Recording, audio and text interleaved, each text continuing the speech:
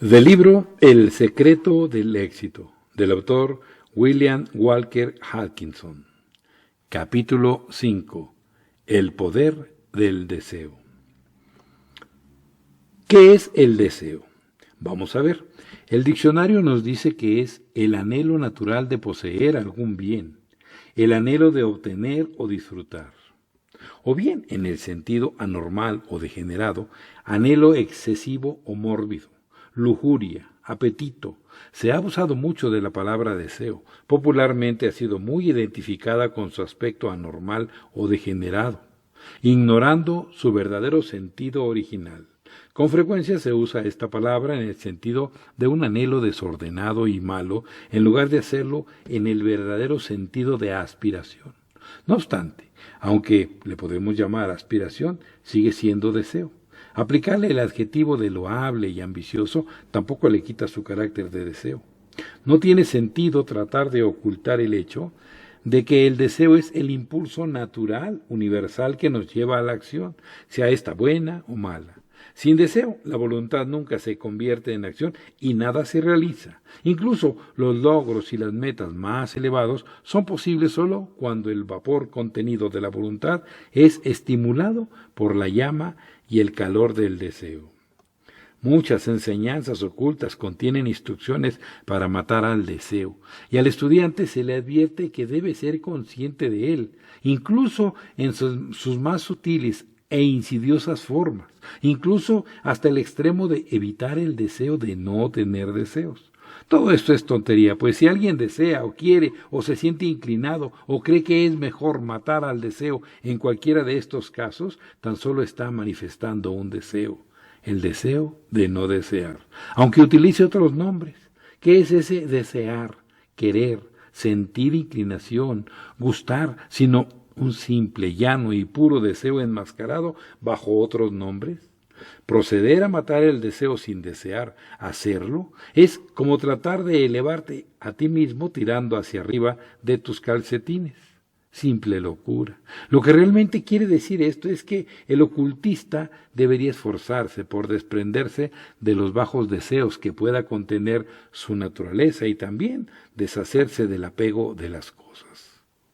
En relación con esto, te diré que todo verdadero ocultista sabe que incluso las mejores cosas no son lo suficientemente buenas como para mandarnos y gobernarnos. Nada es suficientemente bueno para que el alma se permita aferrarse a ello hasta el punto en que dicha cosa la gobierne en lugar de ser el alma quien gobierne a la cosa. Esto es lo que la enseñanza realmente dice, evitar el apego, y en esto los maestros ocultistas tienen razón. El deseo es un dueño terrible, barre los apoyos del alma como lo haría el fuego, dejando nada más que cenizas humeantes. Pero también, al igual que el fuego, el deseo es un servidor espléndido, y con su poder controlado podemos generar el vapor de la voluntad y de la actividad, y lograr grandes cosas en el mundo. Sin el adecuado deseo en el mundo no habría actividad. Así, no cometas el error de rechazar el deseo, al igual que tampoco debes rechazar el fuego. Pero en ambos casos debes mantener el control en tus propias manos, evitando que dicho control pase de ti al deseo. El deseo es la fuerza motivadora que gobierna al mundo, aunque en muchos casos no lo queramos admitir. Mira a tu alrededor y verás los efectos del deseo en cada acto humano, ya sea este bueno o malo. Como escribió un conocido autor, todo lo que hacemos, bueno o malo, es consecuencia de un deseo. Somos caritativos porque deseamos aliviar nuestro malestar interno ante la visión de los que sufren, por un deseo de simpatía, por el deseo de que se nos respete en este mundo, o bien para asegurarnos un lugar confortable en el otro. Cuando uno es amable es porque desea serlo, porque le satisface ser amable, mientras que el otro es cruel, precisamente, por el mismo motivo. Uno cumple su deber porque desea hacerlo. Haciendo así, obtiene una satisfacción mayor de la que se conseguiría con negligencia o abandonándose a deseos menos loables. La persona religiosa lo es porque sus deseos religiosos son más fuertes que los profanos, porque obtiene más satisfacción en la religión que siguiendo objetivos mundanos. El hombre moral lo es porque sus deseos morales son más fuertes que los inmorales. Obtiene más satisfacción siendo moral que al contrario. Todo lo que hacemos está propiciado por el deseo en una forma u otra, elevado o bajo. El hombre no puede carecer de deseos y actuar. El deseo es la fuerza motivadora subyacente a todos nuestros actos. Es una ley natural de vida. Todo, desde el átomo a la montaña, desde la montaña al insecto, desde el insecto al hombre, desde el hombre a la naturaleza, actúa motivado por el poder y la fuerza del deseo. El deseo es el motivo que todo anima. A primera vista, la cita anterior parece que considera al hombre como una simple máquina, sujeto al poder de cualquier deseo que le venga a la mente. Pero, lejos de ser así, el hombre no actúa respondiendo a cualquier deseo, sino respondiendo a su deseo más fuerte, o a la media de sus más fuertes deseos. Esa media de sus deseos es lo que constituye su naturaleza o su carácter. Y aquí es donde el dominio del yo entra en acción. El hombre no necesita ser un esclavo o una criatura de sus deseos, siempre que afirme su dominio. Puede controlar, regular, gobernar y guiar sus deseos en cualquier dirección que quiera. Incluso puede crear deseos mediante un acto de su voluntad. Mediante el conocimiento de las leyes psicológicas puede neutralizar los deseos desfavorables y puede desarrollar, incluso prácticamente crear nuevos deseos para que ocupen su lugar. Todo esto mediante el poder de su voluntad, auxiliado por la luz de su razón y su juicio. El hombre es el dueño de su mente. Sí, diría uno de mis críticos, sí, eso es cierto, pero incluso en ese caso no es el deseo el motivo principal. ¿Acaso no hay entonces un deseo de crear esos nuevos deseos? ¿Acaso no precede siempre el deseo a la acción? Buen razonamiento, pero como todo ocultista avanzado sabe, hay un punto en el cual el principio del deseo se difumina uniéndose a otro principio compañero, la voluntad. Cualquier analista mental puede imaginar un estado en el cual podemos decir casi que se manifiesta la voluntad de ejercer la voluntad en lugar de simplemente desear ejercerla. Este es un estado que hay que experimentar antes de entenderlo. Las palabras no lo pueden expresar. Hemos dicho que el hombre tiene el poder de crear deseos, no solo de ser su dueño una vez creados, sino realmente crearlos dándoles el ser. Ello es absolutamente cierto y ha sido verificado y comprobado por los más recientes experimentos y descubrimientos de la psicología moderna. En lugar de ser el hombre una criatura del deseo, y realmente en muchos casos lo es, puede convertirse en dueño del deseo e incluso en creador del mismo. Mediante el conocimiento y la voluntad puede revertir el orden ordinario de cosas y echando al intruso del trono puede sentarse él mismo en el lugar que le corresponda y luego colocar al último ocupante bajo su voluntad y asegurarse su obediencia. Pero la mejor manera de que el nuevo ocupante del trono reorganice la corte es desechar a las viejas criaturas de su mente y crear nuevas en su lugar. Y es así como debe hacerse. En primer lugar, uno debe pensar cuidadosamente las tareas que quiere llevar a cabo. Luego, utilizando cuidadosamente su juicio de forma imparcial e impersonal hasta donde sea posible, debe ser consciente de sí mismo y ver en qué puntos flaquea en relación a la tarea que desea realizar.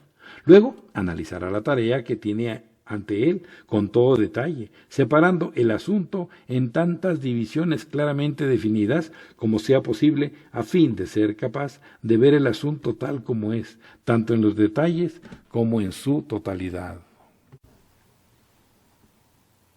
Después hará inventario de las cosas que parecen necesarias para el logro de la tarea, no de los detalles que surgirán solo una vez que empiece el trabajo día a día, sino de las cosas generales que deben hacerse a fin de que la tarea llegue a una conclusión exitosa. Tras haber tomado conciencia de la tarea, de la naturaleza de la empresa y de sus propias cualidades y deficiencias, entonces comenzará a crear el deseo según el siguiente plan.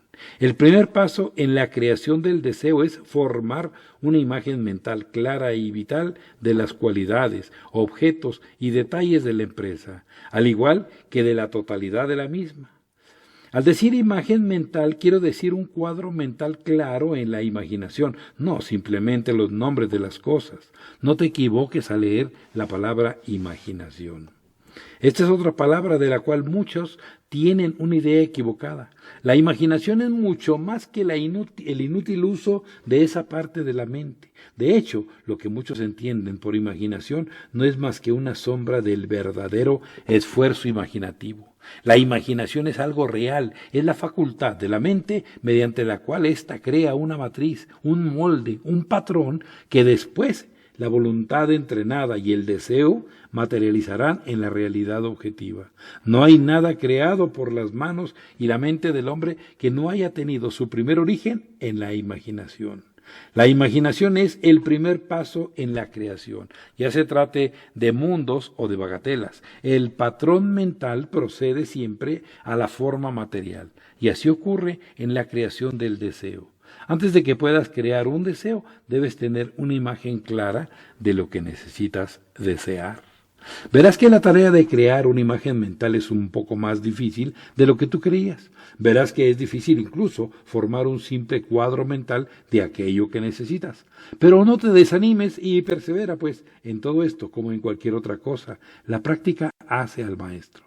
Cada vez que trates de formar la imagen mental, ésta surgirá un poco más clara y más precisa, y los detalles irán tomando más prominencia. No te canses demasiado al principio, deja la tarea para más tarde o para mañana, pero practica y persevera, pues debes lograr la imagen tan clara como el recuerdo de algo que has vivido.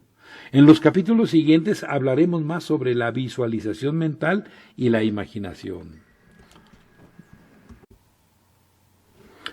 Tras haber logrado una imagen mental clara de las cosas que quieres desear y por ello lograr, deberás cultivar el enfoque de la atención en esas cosas. La palabra atención se deriva del latín attendere, que significa estirar hacia adelante. La idea original subyacente en la atención mental es estirarse hacia adelante o extenderse hacia el objeto de la atención, y esta es la idea correcta, pues esa es la manera en que la mente funciona en este asunto.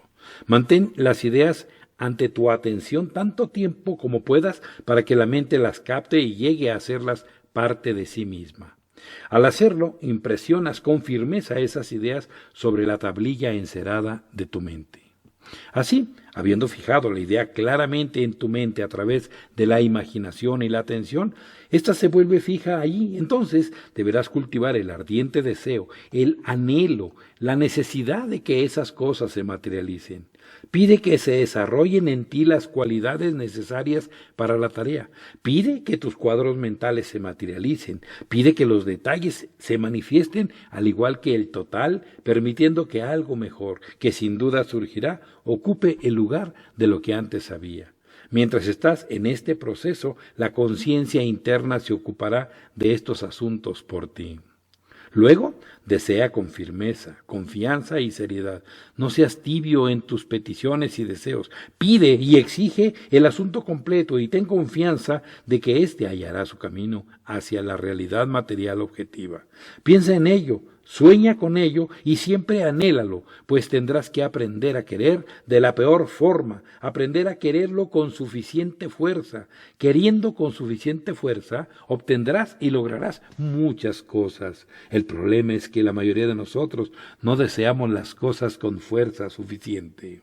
Confundimos vagos anhelos y deseos con un deseo serio, anhelante y exigente. Exige la cosa deseada, al igual que exiges y deseas tu comida diaria.